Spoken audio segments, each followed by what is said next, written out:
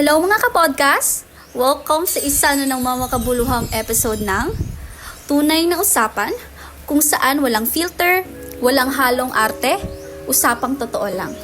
Ako si Andrea, at ngayong araw ay tatalakayin natin ang mga isyong malapit sa puso ng kabataan. Pagkakakilanlan, mental health, at ang makulay at minsan magulo na mundo ng pag-ibig sa panahon ng social media. Pep! Hindi ako mag-isa ngayon dahil kasama natin ang 4 na espesyal na panauhin na handang magbahagi ng kanilang karanasan at pananaw. Kilalanin natin sila. Pasok!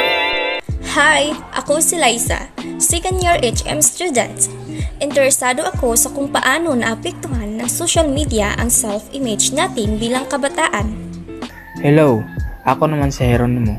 Ako yung tipo na tao na laging online pero lately, napansin ko na iba talaga ang epekto nito sa mental health. Magandang araw! Ako si RJ. Mahilig akong magsulat tungkol sa mga relasyon. Kaya excited akong pag-usapan kung paano ba umikot ang love life sa digital age. What's up? Ako si Kyle. Curious ako sa kung paano natin hinahanap ang sarili nating identity, lalo na kung halos lahat ay may created version ng buhay nila online. Hi guys! Salamat dahil pumayag kayo. Ready na ba kayo sa isang honest at makabuluhang kwentuhan?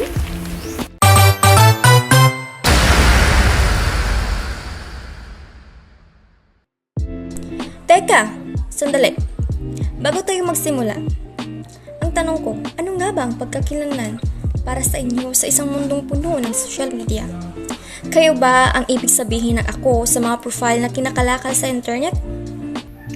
Ako, Liza, feeling ko, ang pagkakakinalan ko ngayon, parang isang portfolio na lang. Alam mo yun, lahat na nangyari sa buhay ko, pinapakita ko sa social media, pero minsan, parang nalilimutan ko na kung sino ako sa harap ng kamera.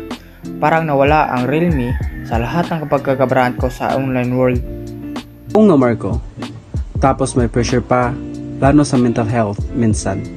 Nakakaramdam ako ng anxiety dahil sa mga expectations ng iba. Kung hindi mo nabutan ang standard ng ibang tao, parang hindi ka na enough. Sobrang hirap ng laban na yun. Lalo na kapag nakikita mong may ibang mas successful or mas perfect na buhay sa feed mo. Tama, Nico. Kaya nga minsan, ang social media ay tila may epekto sa ating mental health.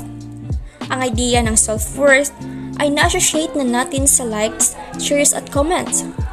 Pati ang pag-ibig, pati relasyon. Naapektuhan na ng lahat ng ito. Parang hindi na natural, no? Parang trope lang tayo na pinapakita sa online community. Wow! Unang usapan pa lang, sobrang seryoso na. Pero ngayon, may tatanong ako sa inyo. Anong pananaw ninyo sa mga nakikita ninyo sa social media na ang sinasabi nila na it starts our relationship sa isang pag-react at pag-reply sa my day? Aminin natin, ang social media talaga ay may epekto sa ating perception ng love. Laging nakadisplay ang mga perfect relationships, mga hashtags na parang relationship goals. Pero hindi ba't nakakalungkot kasi may pressure tayong magbukhang perfect din? Paano na ang tunay na pagmamahal? Paano tayo matututo mag-ibig ng tapat at malalim kung ang standard ng lahat ay filtered at curated? Gusto ko lang idagdag, Kyle, kasi sa panahon ng social media, ang pagmamahal ay nagiging parang negosyo. Laging may expectation. Nag-I love you, pero may conditions. Kung magka-viral ka, successful ang relasyon mo. Kung hindi, parang you're no longer in the game. Ang daming external factors na naka-apekto sa how we view love in our relationships. Alam mo, totoo yan. Minsan sa social media, it feels like everything is based on popularity and image. Pero kapag wala na ang kamera, nandyan pa rin ang mga personal na problema at ang emotional toll nito sa atin. So, paano natin matutulungan ang sarili natin at ang iba na makayanan ang mga pressure ng online world? May point?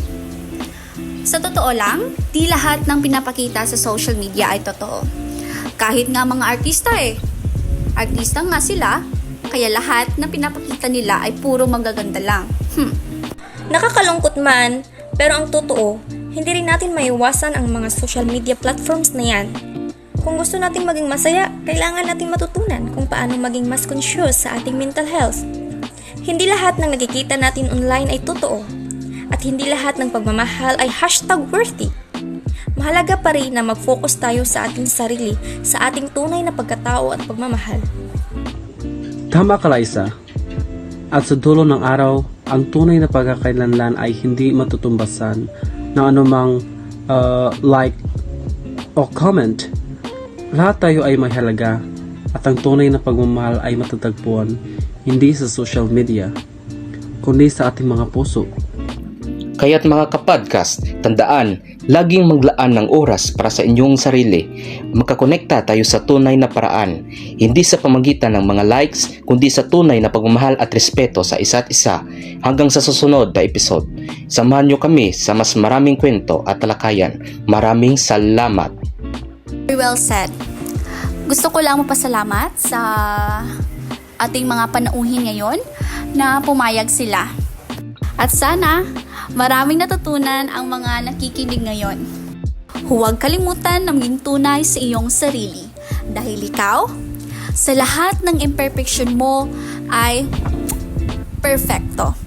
At dito nagtatapos, hanggang sa huli mga kapodcast. Paalam.